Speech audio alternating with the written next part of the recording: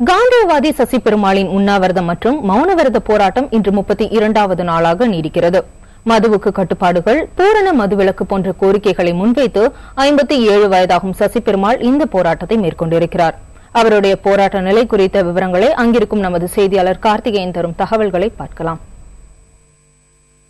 தமிழகத்தில் பூரண மதுவிலக்கை அமல்படுத்த கோரி கடந்த 32 நாட்களாக தொடர்ந்து உண்ணாவிரதம் இருந்து வருகிறார் சசி பெருமாள். அவருடைய உடல்நிலை தொடர்ந்து கவலைக்கிடமாகவே உள்ளது. சில நாட்களுக்கு முன்பு தண்ணீர் அருந்தி வந்த அவர் தற்போது தண்ணீர் கூட அருந்த முடியாத ஒரு நிலைக்கு தள்ளப்பட்டுள்ளார்.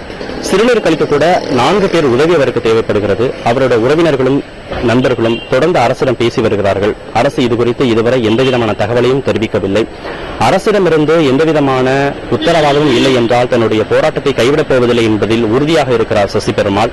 அவருடைய உடல்நிலையை கருத்தில் கொண்டு அவரிடம் பேச்சுவார்த்தை நடத்தி அவரை உண்ணாவிரதத்தை கைவிட செய்ய வேண்டும் என்பதே அவருடைய நண்பர்கள், உறவினர்கள், சமூக ஆர்வலர்களின் கருத்தாக இருக்கிறது. புதிய தலைமுறை செய்திகளுக்காக ஒளிப்பதிவாளர் கணபதியுடன் கார்த்திகேயன்.